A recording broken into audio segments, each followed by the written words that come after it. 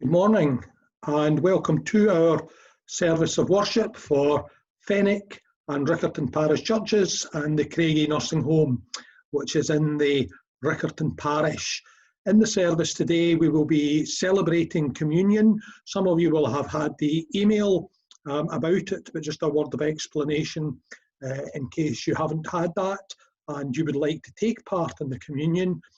You may wish to pause to set up at this stage, or you may wish to do that later in the service. Of course, if you just want to watch the service without taking part in communion, you're very welcome to do so. But at the end of the service, we will be sharing, and it will be a bit different to the way that we do it in church, but the meaning is the same. I'm using the Riccarton Church home communion set, and I've got the cup filled with wine, and I've got some bread in the communion plate. And later on in the service, when we come to the communion, I'll consecrate it. I was going to say as normal, but not quite as normal, but nearly what we do in the church. Laura and Zoe will be here beside me, and we will share in the communion, serving each other.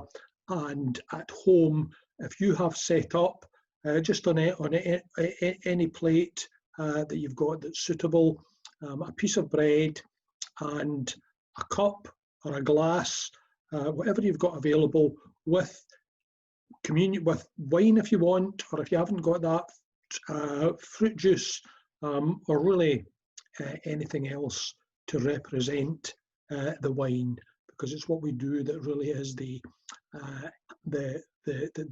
meaningful thing. So when we come to that stage of the service, you can, if you're just by yourself, just take the bread and wine by yourself. If you're there as a couple or as a family, you may wish to serve each other.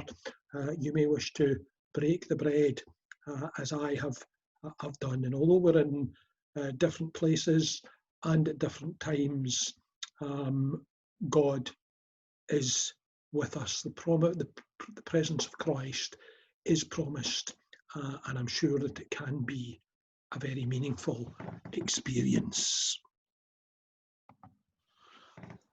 Last week was, of course, our prize giving for Riccarton, and some of the children from both congregations had been sent out packs for the craft, for making the sheep, and some of the work, they've taken photographs and sent them in to us, which have been displayed on the Facebook pages for both churches. But I thought it would be nice to share with you today. So thank you to all the boys and girls who took part in that yesterday.